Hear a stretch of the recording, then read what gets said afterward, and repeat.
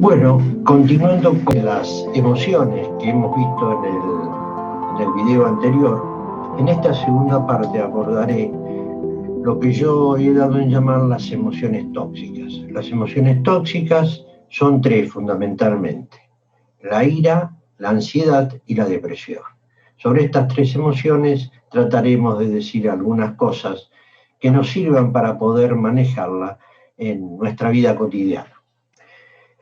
A veces pensamos de que las emociones son temas que se dan en épocas de mucho progreso, de gran tecnología, de desarrollo de ciudades, de macrociudades con mucha presión, pero sin embargo las emociones es un tema que viene preocupando mucho desde hace muchísimos años al ser humano.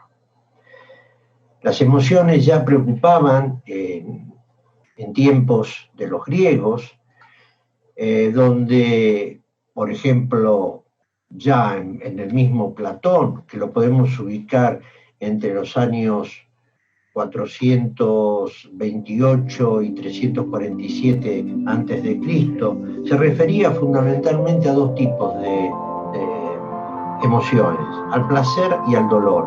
¿Y qué decía Platón?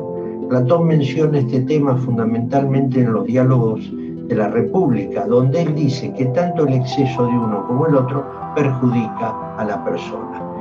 Y ya en el diálogo, el banquete, ya Platón agrega un tercer elemento, una tercera emoción, que es el amor. Y ahí profundiza mucho sobre este tema. Entonces, Platón ya ve que en estas emociones hay un cierto grado de perjuicio para la persona en la medida en que uno no las pueda controlar. Aristóteles, que lo ubicamos entre el 384 y 322 antes de Cristo, bueno, también coincide en cierta medida, y eso que coincidían bastante poco con Platón, pero en esto coinciden en que tanto el placer como el dolor son emociones que no son muy beneficiosas para la persona cuando no se las puede controlar. Pero en el caso de Aristóteles agrega también otras emociones más, como la ira, la lástima y el temor. Y dice que si nosotros no controlamos estas emociones, hacemos la racionalidad y la lógica, el pensamiento lógico y el pensamiento racional se verían seriamente perjudicados. Aparecen después los estoicos con Séneca y Zenón, que fueron los que crearon la escuela de los estoicos. Séneca es un filósofo que nace aquí en Córdoba, en España, en el año 4 a.C. y muere en el año 65 después de Cristo. Los estoicos tienen una visión mucho más negativa con respecto a las emociones. Y dice, sobre todo lo dice Séneca, que ya condenaba la emoción como algo que puede convertir a la razón en esclava. Es decir, las emociones convertirían al juicio de la persona en esclavas de ella, por lo cual serían altamente negativas para todo el proceso cognitivo, para todo el proceso de conocimiento. Posteriormente ya entraríamos en la Edad Media. En esta Edad Media aparece ya una nueva concepción, que es la de la Iglesia. ¿Qué establece la Iglesia? La Iglesia considera las emociones como pasiones. Por lo tanto, el descontrol de las pasiones en los hombres produciría el pecado. Y el pecado debe ser castigado por la Iglesia. Por lo tanto, las emociones ya no son negativas, son mucho más que negativas, son consideradas como procesos de pecado ante Dios. Aparece por la Edad Media también, en esta época, Descartes. Descartes lo ubicamos entre el 1596 y 1650. Descartes es el creador, yo diría, del famoso libro Las pasiones del alma. Yo tengo en mi biblioteca, que se los voy a mostrar, un ejemplar. Es un libro pequeño, como ustedes pueden ver. Este libro, Las pasiones del alma, fue escrito por Descartes en 1649. No este libro precisamente, pero bueno. El texto fue escrito en 1649. Ojalá yo tuviera un libro de Descartes original, pero no lo tengo. Bueno, aquí hace un extenso estudio Descartes sobre las distintas emociones. Abarca una gama impresionante. Pero hay un punto clave en este filósofo, que hace un enfoque científico, claro, porque con Descartes nace la dualidad.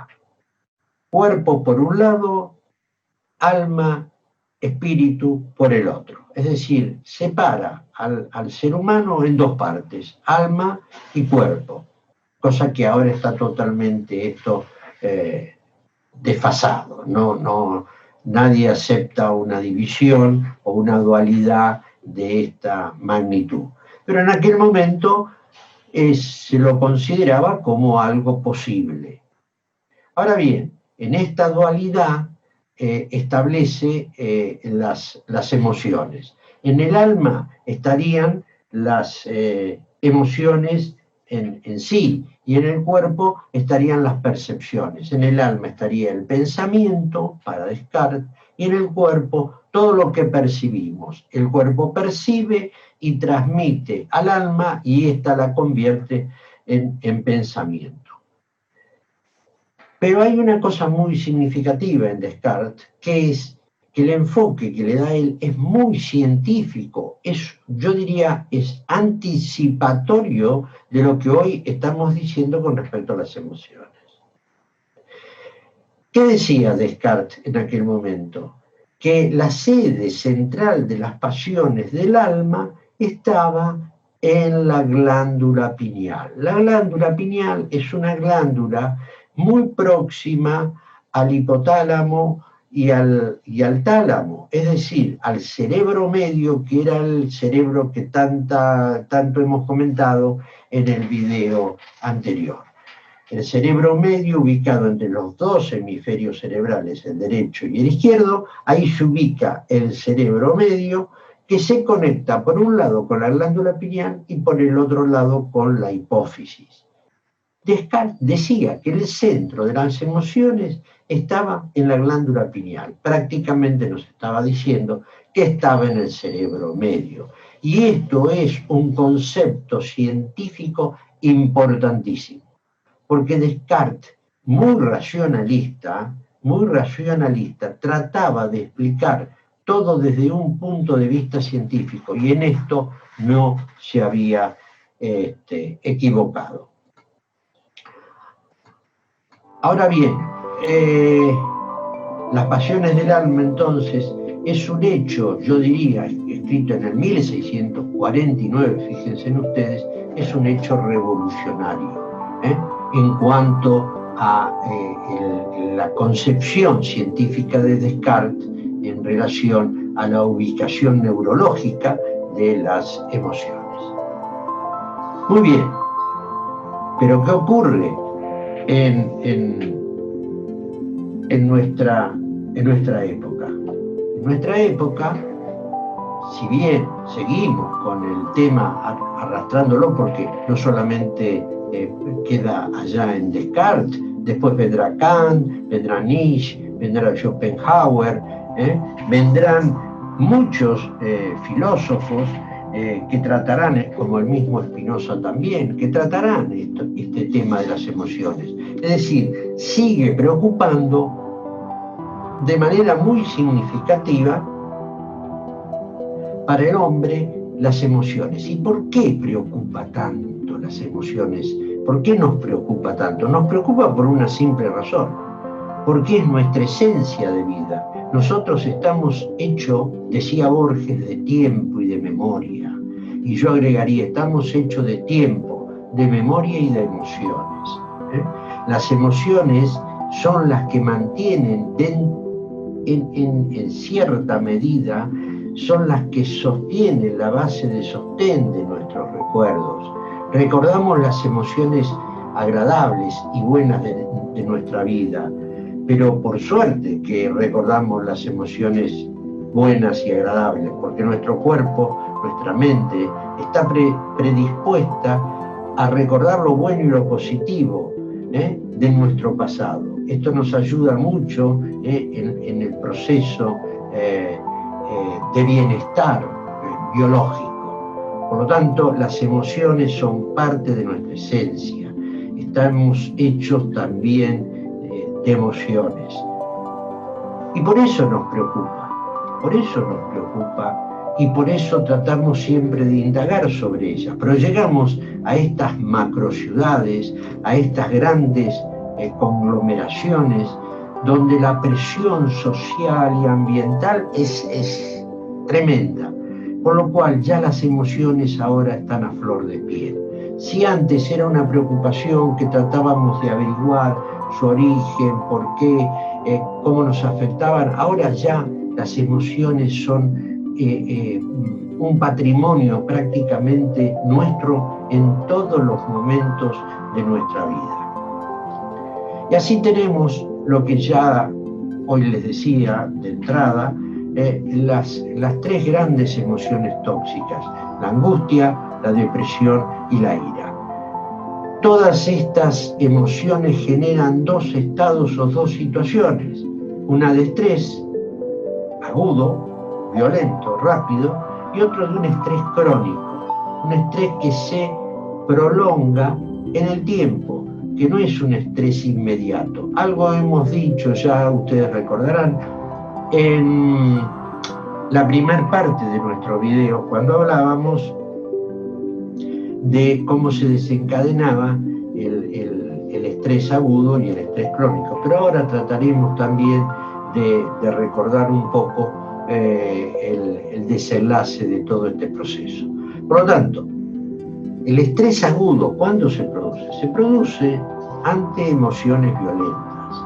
Por ejemplo, una crisis de pánico, ante una situación que, bueno, nos llega inmediatamente de sorpresa.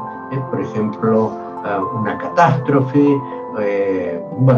la aparición, qué sé yo, de un animal peligroso delante nuestro. Bueno, cualquier situación aguda desencadena un estrés agudo. Por otro lado, lo que decíamos recién de las presiones de las macrociudades, las presiones ambientales, todo esto lleva a un estado de inseguridad. Nos sentimos inseguros, no estamos muy seguros en ambientes tan presionados, es decir, nos sentimos más seguros, a lo mejor se sentían mucho más seguros en aquellos seres que convivían en pequeñas comunidades, porque la convivencia en pequeñas comunidades permitía un mayor aumento de solidaridad entre ellos, y el grupo se unificaba y se podían defender mejor ante los peligros de la naturaleza.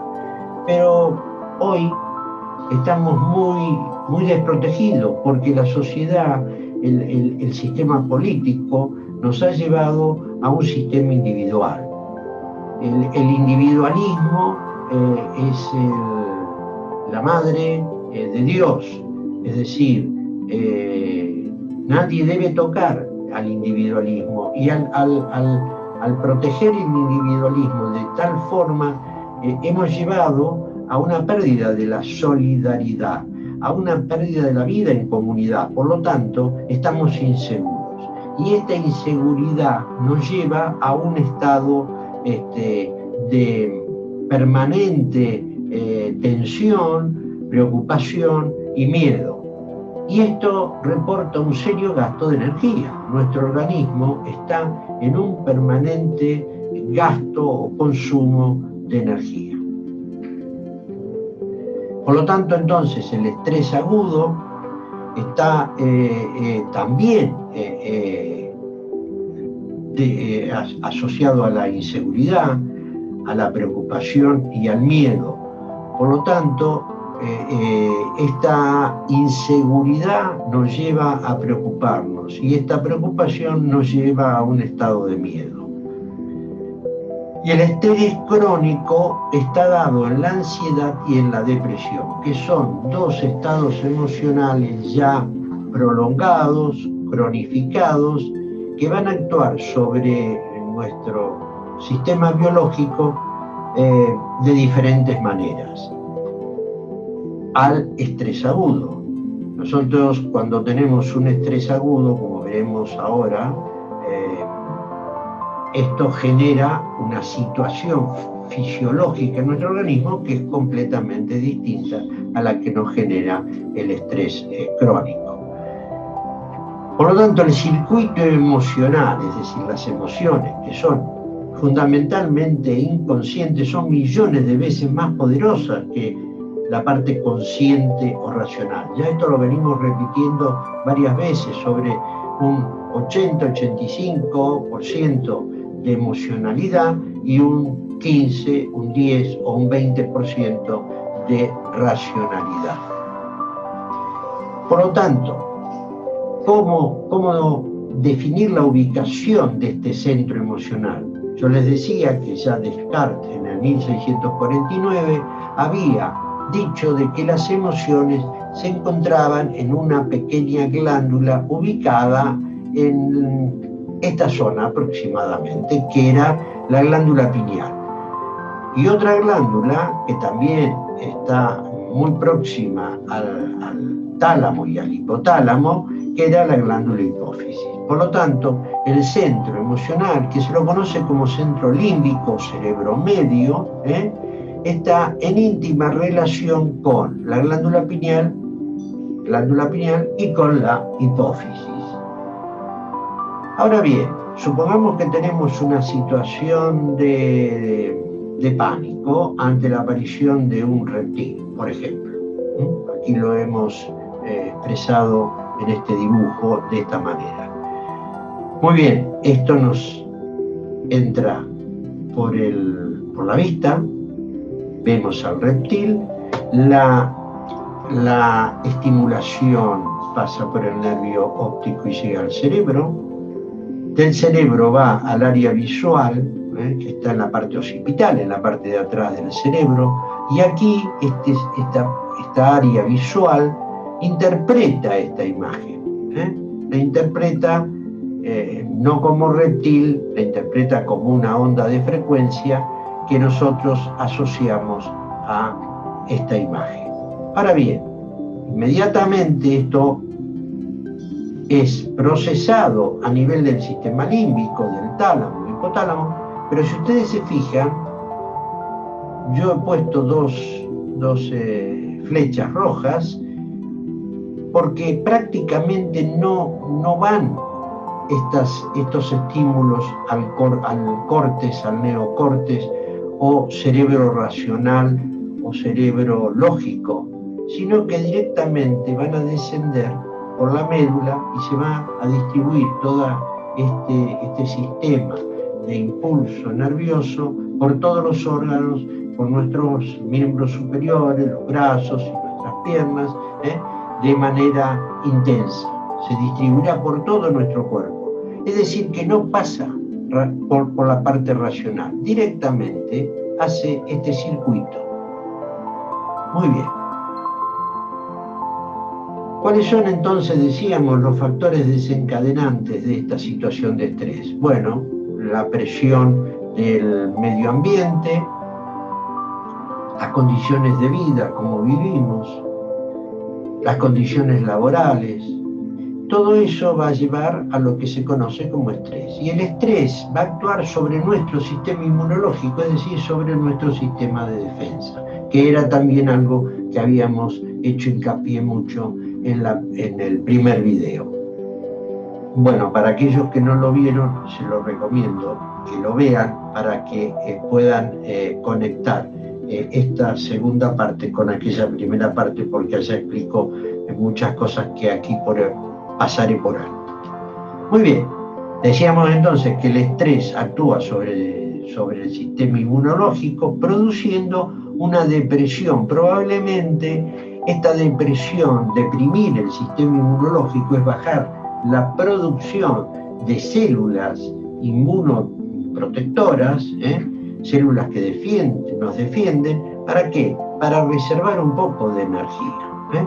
Es decir, el organismo es muy sabio. Cuando está trabajando mucho y gastando mucha energía, trata de actuar sobre algunos sectores para disminuir el gasto de energía y conservar un poco de ella. Pero este sistema, que al final sería un sistema protector, al reservar un poco de energía, nos va a llevar a perder defensas, y la pérdida de defensas nos lleva a la enfermedad. La enfermedad retroalimenta el estrés sigue deprimiendo el sistema nervioso y esto se hace un círculo vicioso. Si a esto le agregamos que sigue habiendo presión del medio ambiente, bueno, esto ya aumenta exponencialmente. Un ejemplo muy típico es la presión laboral.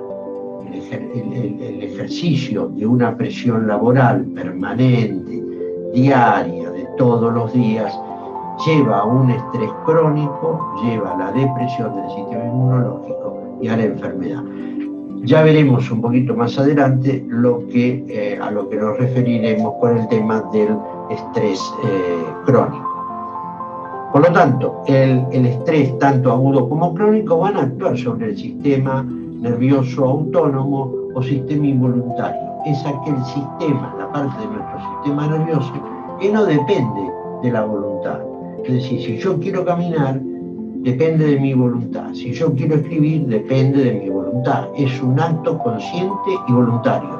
Pero mi intestino delgado se contrae, se relaja, se mueve y el corazón se contrae y se dilata y todos nuestros órganos internos tienen movimiento sin que yo sea consciente, y eso se hace debido a que existe el sistema nervioso autónomo. Este sistema nervioso autónomo tiene dos partes, una simpática y otra parasimpática.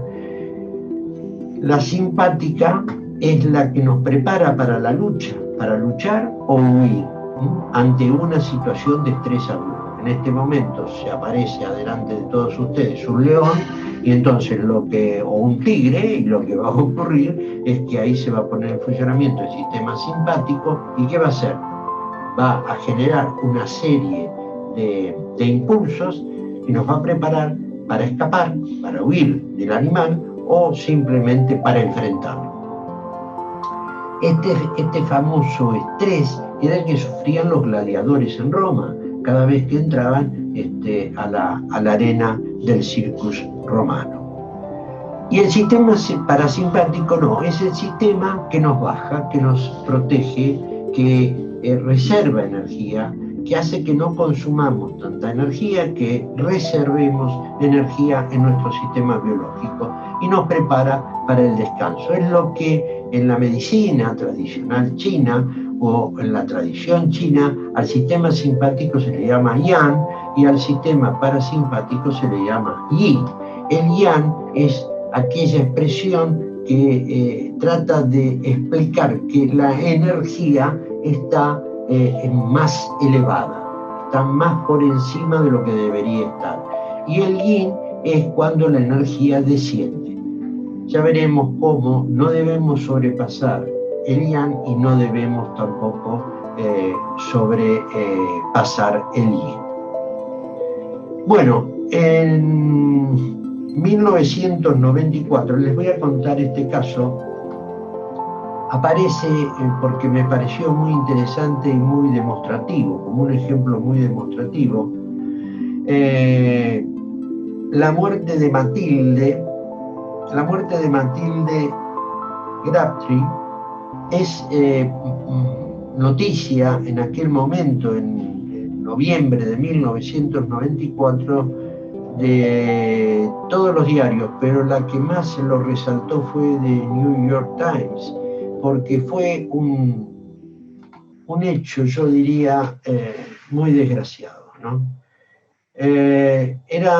Matilde era una joven, una niña, yo diría, una adolescente, mejor dicho, que estaba entre los 13 o 14 años de edad.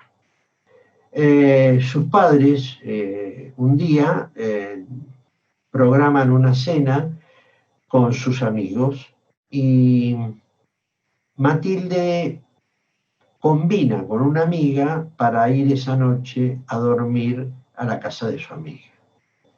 Los padres tranquilos se van a cenar con sus amigos. Antes de medianoche regresan a su casa. Cuando regresan a su casa, Matilde, que había decidido y le había avisado a su amiga que no iría a dormir con ella, que prefería quedarse en su casa, decide gastarle una broma a sus padres, asustándolo. Entonces, ¿qué hace? En su habitación se oculta dentro del armario y comienza a dar golpes. El padre, cuando entra a su casa y siente golpes en la habitación de su hija, reacciona de forma muy, muy emocional. Toma un revólver y sube a la habitación. Cuando abre la puerta de la habitación, se abre la puerta del armario, la niña sale para asustar a su padre y el padre dispara 2 tiros y la mata. Esto es el ejemplo más típico de una acción emocional pura y absolutamente irracional. El padre no se detuvo en ningún momento a pensar, por ejemplo, de que su hija a lo mejor se quedó y que estaba en la habitación. No, piensa en el peligro. Y piensa en el peligro y en ese momento, cuando uno piensa en el peligro, piensa en él, en protegerse, ¿sí? Y a la vez en proteger a su mujer, en este caso. Es decir, ahí actuó el sistema simpático. Lo preparó a este individuo, lo preparó para la huida o para la lucha. Y él optó por la lucha. Y desgraciadamente mató a su hija. He dado este ejemplo porque me parece muy ilustrativo y muy desgraciado a la vez. Pero esto ocurre todos los días, en todo momento, en el mundo. No esto mismo, pero las agresiones y la ira emocional impulsan a la violencia, impulsan a la acción, ¿no? No nos impulsa a relajarnos, a meditar, no, nos impulsa a actuar, a la acción. En cambio, las emociones que no se relacionan con la ira pueden, como por ejemplo la depresión, llevarnos a la retracción, a la parálisis, a la quietud. Esta no, nos lleva a huir o atacar. Es decir, está todo el yan de la tradición china, oriental, está todo al máximo. está toda nuestra energía puesta al máximo para la defensa. Y esto es en realidad lo que ocurría en las épocas primitivas. En las épocas primitivas, el ser humano se manejaba a través de un estrés agudo, porque todo su sistema emocional estaba prácticamente preparado para la defensa de su familia, para el ataque de todos los peligros que podían llegarle a través del medio ambiente. El miedo entonces aparece como una garantía así de supervivencia. El miedo es una garantía de supervivencia. Esto me parece una frase muy elocuente, porque en realidad, si no tenemos miedo, es porque estamos muy seguros. Pero cuando tenemos miedo es porque hay inseguridad. Y cuando hay inseguridad hay precaución y preocupación. Nos preocupamos y tomamos las medidas necesarias para prevenir. En cuanto al aire, entonces podemos decir que es la emoción de las catecolaminas. ¿Por qué? Porque ante una situación de ira, el sistema simpático, a través de las glándulas que ya le he comentado, el sistema límbico conectado con la hipófisis, y esta manda estímulos a dos glándulas que están ubicadas encima de nuestros riñones. Y estas glándulas eliminan rápidamente dos sustancias llamadas catecolaminas, que son la adrenalina y la noradrenalina, que es la que estimula todos nuestros sentidos y todos nuestros órganos. Aumenta la presión arterial para que haya más sangre y llegue más sangre a los miembros inferiores y podamos correr. Aumenta la frecuencia cardíaca, aumenta el pulso, aumenta la sudoración. Bueno, es decir, nos prepara para estar atentos. Abre las pupilas, dilata las pupilas para que entre más luz y podamos observar con mayor nitidez al enemigo, y aumenta en todo nuestra actividad biológica. Podemos entonces decir que la ira es la emoción de las catecolaminas. En el estrés crónico ya vemos que el mundo globalizado y el mundo tecnológico son los yo diría el mundo o los mundos del estrés crónico. El mundo global, el mundo de la tecnología, nos lleva a situaciones de estrés permanente. Todos los días estamos en tensión, todos los días estamos preocupados, nos preocupamos de lo que va a ocurrir dentro de una hora o dentro de 24 horas. Esto determina estados de ansiedad o de angustia, que es la segunda emoción tóxica.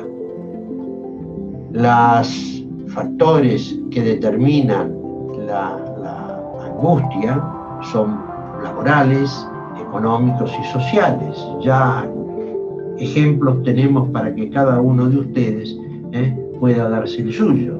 ¿Quién no tiene una tensión laboral? ¿Quién no tiene una tensión económica y una tensión social? Más ahora en estos momentos en que nos toca vivir la pandemia del COVID. Los factores de estrés, los efectos del estrés por la ansiedad son varios. Aumenta la presión arterial, aumenta la frecuencia cardíaca, aumenta la frecuencia respiratoria, las pulsaciones, aumenta la sudoración, hay sensación de opresión precordial, hay riesgo de infarto y de accidente cerebrovascular, y en los pacientes diabéticos aumentan los niveles, por ejemplo, de glicemia en sangre. Aquí yo he hecho un esquema para que se entienda más o menos cómo funciona el sistema del estrés. Tenemos un nivel superior y un nivel inferior. En la zona de equilibrio podemos ubicar la presión arterial, podemos ubicar la frecuencia cardíaca, la frecuencia respiratoria, el pulso, y he dado otro ejemplo más, podríamos haber puesto otra cosa, pero puse la sudoración. Así tenemos que esto sería la zona de equilibrio, está entre un rango superior y un rango inferior. La presión arterial más o menos, los límites normales son 120-80, la frecuencia cardíaca entre 60-70 latidos por minuto, el pulso más o menos también igual, y la frecuencia respiratoria más o menos en 16 respiraciones por minuto. Esto estaría dentro de un rango superior e inferior. Quedamos entre, por ejemplo, 120-80. 80 sería el rango inferior y 120 el rango superior.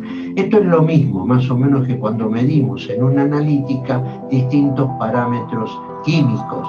Vemos que en la analítica aparecen indicadores de referencia, valor obtenido y los valores de referencia. Y los valores de referencia lo da entre dos rangos, un rango máximo y un rango mínimo. Por ejemplo, si hacemos una analítica de azúcar en sangre, de glucemia, vamos a ver que nos va a dar como valor de referencia, supongamos 80, 110.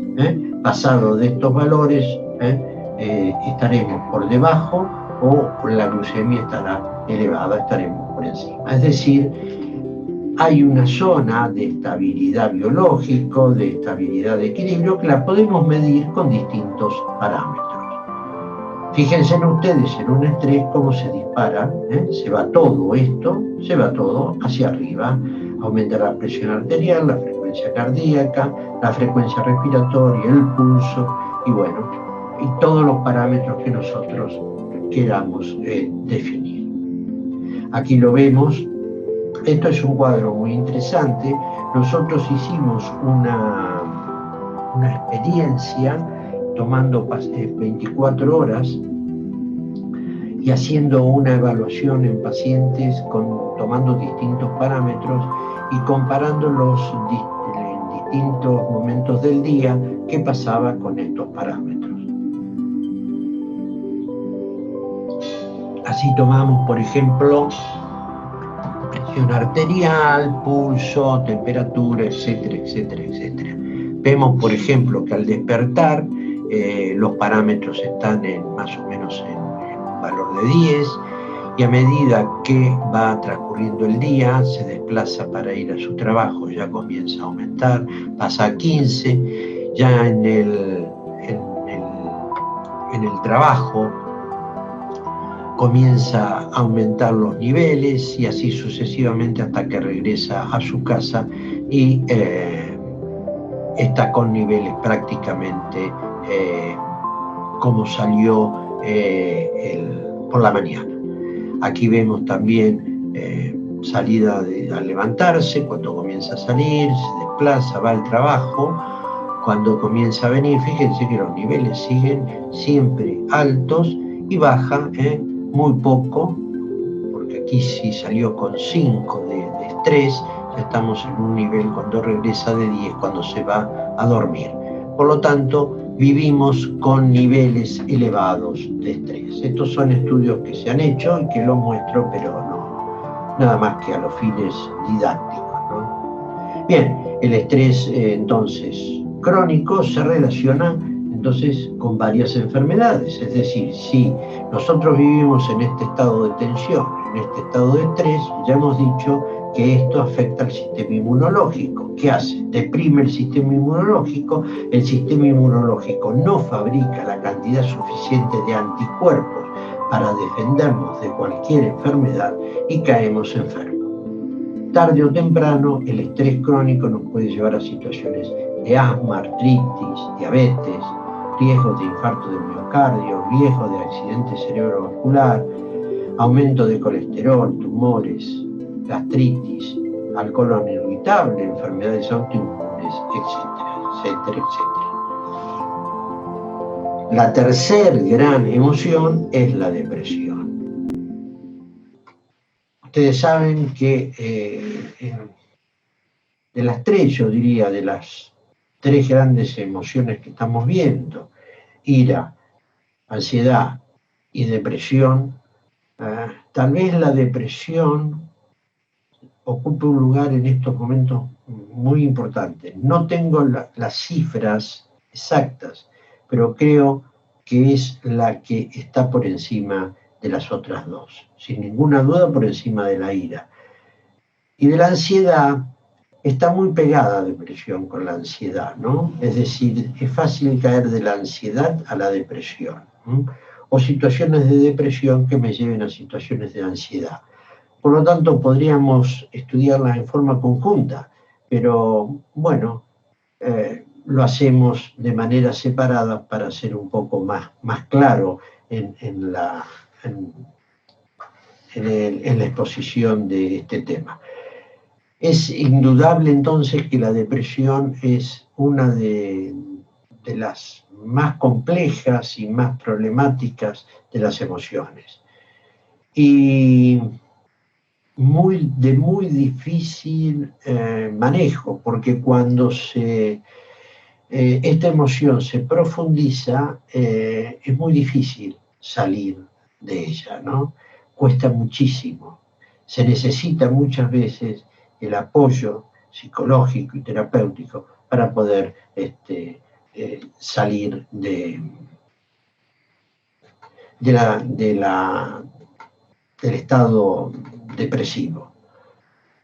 Aquí lo refleja muy bien Vincent Van Gogh en un cuadro de 1890, ¿no? Cómo la depresión en este hombre que titula el cuadro Hombre viejo en duelo, ¿no? Hay también algunos escritores que han expresado muy bien el tema de la depresión, y yo por lo general trato siempre de manejarme con un ejemplo muy interesante, que lo podemos encontrar en un relato de Edgar Allan Poe de 1839, titulado La caída de la casa Ussher. Entre una de las tantas cosas que menciona Poe en este relato, dice que al acercarse en las sombras de la noche, me encontré a la vista de la melancólica casa Ussher. No sé cómo fue, pero a la primera mirada que eché al edificio, invadió mi espíritu un sentimiento de insoportable tristeza. Este párrafo es, yo diría, explicativo, descriptivo de la depresión. Termina diciendo, mi espíritu invadió mi espíritu un sentimiento de insoportable tristeza. La depresión es eso, una situación insoportable de agotamiento, algo que uno nota como que la luz se va apagando, como si una vela se fuera debilitando ya cuando se está consumiendo definitivamente para apagarse. Por lo tanto, la depresión nos lleva a un pozo muy oscuro. Cuando llegamos a la profundidad de este pozo, es muy difícil poder salir de él. Necesitamos que alguien nos tire una cuerda, que nos dé el apoyo para poder sacarnos de este pozo, porque por nuestra propia cuenta va a ser casi imposible. ¿Qué es lo que siente, o los síntomas que podemos sentir cuando estamos deprimidos? Nos aislamos, tratamos de disminuir nuestra actividad física Esto es lo que conocemos como apatía. Nos invade una tristeza, como dice Poe, ¿no? Una insoportable tristeza que nos lleva a un sentimiento de vacío, de no tener nada, de no tener contenido, de no tener significado la vida, de que la vida no tiene para nosotros ningún sentido. Hay ante esto una desesperanza, se está perdiendo la fe y hay un sentimiento negativo. Predomina el sentimiento de autólisis, de muerte, de desaparición para evitar esta tremenda e insoportable tristeza, que podríamos ya definir como melancolía, porque la tristeza en sí es una situación normal en cualquiera de nosotros. Lo que no es normal es la melancolía, que es una situación exagerada de tristeza. Cansancio, no podemos concentrarnos en detalles, nos importa muy poco las dificultades y los problemas, tenemos insomnio, aumenta o disminuye nuestro apetito, ya he dicho pensamientos de muerte, de suicidio, perdemos el autoestima, que algunas personas suelen gastar excesivamente para compensar esta sensación de pérdida, un consumismo ligado a la depresión. Por lo tanto, la pauta que hay que seguir es en todos estos casos, yo diría, no solamente en la depresión, en la ira y en la ansiedad, es cambiar las pautas de conducta. Y para cambiar las pautas de conducta tenemos varios caminos que nos ayudan, nos acompañan para lograr superar estos problemas emocionales. El apoyo, por un lado, psicológico, el tratamiento médico y todas las terapias alternativas que ayudan mucho en estas situaciones. Yo no voy a entrar en el tema de las terapias porque no era mi intención ni es mi intención hacerlo, pero sí quiero recalcar que es fundamental tal vez unir estos tres elementos: apoyo psicológico, médico y terapias alternativas que pueden ir desde la relajación, la meditación, una buena alimentación, etcétera, etcétera. Bueno, con esto hemos visto en dos partes el tema de las emociones, cómo repercute en nuestra vida y cómo debemos tratar de resolverlas. Los espero en los próximos videos. Trataré de hablar de temas que no se hablan en la medicina. Abordaremos unos cuantos temas de interés y espero que este también haya sido un tema de interés para todos ustedes. Bueno, muchas gracias por la atención y hasta dentro de unos días.